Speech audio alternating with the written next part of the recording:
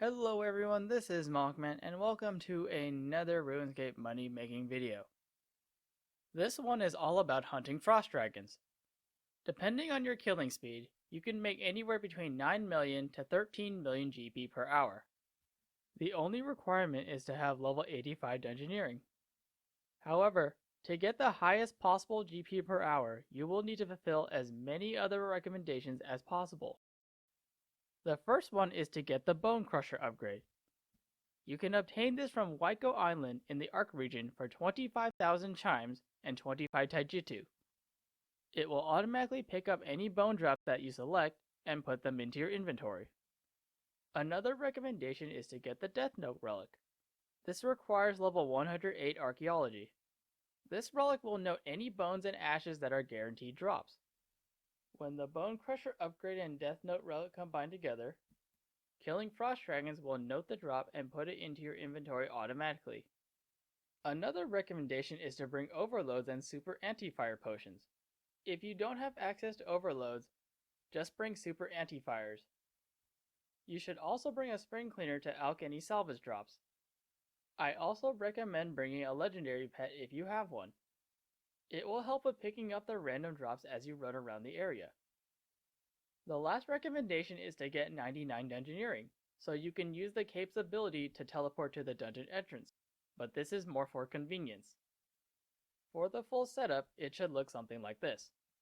For my relics, I'm using Death Note, Furia the Small, and Shadow's Grace. If you don't have access to the Death Note relic, you will need to bring magic notepaper. In my inventory, I'm bringing 2 Elder Overload salves, an Elven Shard for prayer regen, Enhanced Excalibur for some extra healing, and my spring cleaner. For your gear, I recommend using range even though the dragons are weaker to melee. I'm dual wielding Ascension crossbows with Sirenic armor, Ascension grips, and fleeting boots. If you don't have these, you can still kill these effectively with tier 80 weapons and armor. It's possible to kill these with tier 70 weapons and armor, but expect to get less kills per hour. You will probably need to bring extra food too. For my necklace, I'm wearing a Farsight blood necklace for the range bonus. For my cape, I'm wearing my max cape with my dungeoneering cape slotted into it. For my ring, I'm wearing Luck of the Dwarves, but you don't need this because it doesn't affect any drops. The only thing it affects is the rolls on the rare drop table if you manage to hit it. You can bring a prayer book if you want, but I don't see any difference in killing speed. Lastly, this is what my action bar looks like. The abilities from left to right are Deadshot, Needle Strike, Snapshot, Rapid Fire, Binding Shot, Piercing Shot, and Sacrifice. In all honesty, you don't actually need Sacrifice. I just put it there to make sure the Revolution system activated any ability. Lastly, I don't recommend using any burn abilities because of the Frost Dragon ability to reflect damage back to you. I will go over this later in the video. Let's move on to the resource dungeon location and how to get there so you can start slaying frost dragons yourself.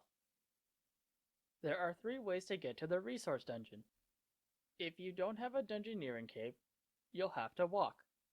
The first way revolves around using fairy rings. Go to any ring, use code AIQ, and then run north to get to the cave entrance. Go inside, and run northeast until you get to the resource dungeon. Another way to get here is to use the lodestone teleport system. Teleport to the Port Serum lodestone, run south until you get to the cave entrance. Go inside, and run northeast until you get to the resource dungeon. The last way is the easiest. Using the ability on your dungeoneering cape, press 0, then 8, and you'll be teleported directly outside of the resource dungeon. Before you start killing the frost dragons, you will need to watch out for a very specific mechanic that can potentially kill you if you're not paying attention. Do you see this little blue orb that is spinning around the dragon? It might be a little hard to see because of the blue on white background. If you hit the dragon while this orb is active, you will receive 80% reflected damage. Just stop attacking the dragon until the orb disappears. This is why I don't recommend burns on your action bar. If you trigger your burns and the orb is active, you'll do a ton of damage to yourself. I did notice something when I was testing this moneymaker. If you kill the dragons fast enough, the orb rarely shows up. In the entire hour that I was here, I only saw the orb once. You're now officially ready to start slaying frost dragons. Drink your potions, pick a direction, and start killing the dragons. Keep looping around and make sure that you're paying attention. These dragons can hit somewhat hard if your super anti-fires run out. The good thing is that these dragons have low HP, so you should be killing them fast. Depending on your gear, you can get anywhere between 330 to 460 kills per hour. If you're really lucky, you might get a Draconic Visage, which is worth around 1.2 million GP. As you can see from the recording, I'm not really looting anything on the ground. My pet is looting as much as it can, but I'm killing the dragons too fast to get everything. You can also see that the Relic and Bone Crusher are working perfectly together. I don't have to do anything extra. I simply go from one dragon to the next and let the game do everything for me. This is the main reason why I highly suggested that you fulfill as many of the recommendations as possible. Every little thing that you can do to make this method more efficient will boost your GP per hour. There is one thing I want to talk about when it comes to slaying these dragons. This dungeon does allow you to bring a cannon to attract the aggro of nearby dragons. However, you need to know the risk of doing this. You need to consider the blue orb ability triggering if you don't kill the dragons fast enough. If you're fighting 3 or more dragons at the same time, you'll probably end up killing yourself just from the cannon firing at any dragons with blue orbs.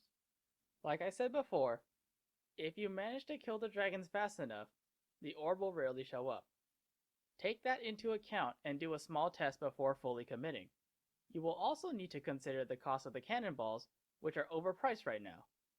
If you die, you'll have to waste more time going back, plus the cost of getting back your gear.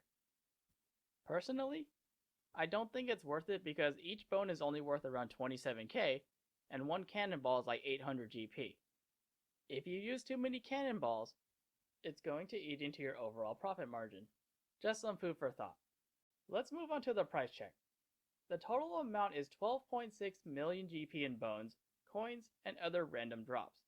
The Frost Dragon bones are a massive part of the price check, coming in at 12.1 million GP. I also got 187k in gold and around 200k in ruins. If you're curious, the bones sold instantly on the Grand Exchange for around 35k each. I highly suspect that this is because of the new necromancy skill that is supposed to be released soon, and the players are stockpiling bones just in case they're needed. Anyways, that's all from me today. Be kind to one another, stay safe, have a nice day, and see you guys in the next video. Peace out, everyone.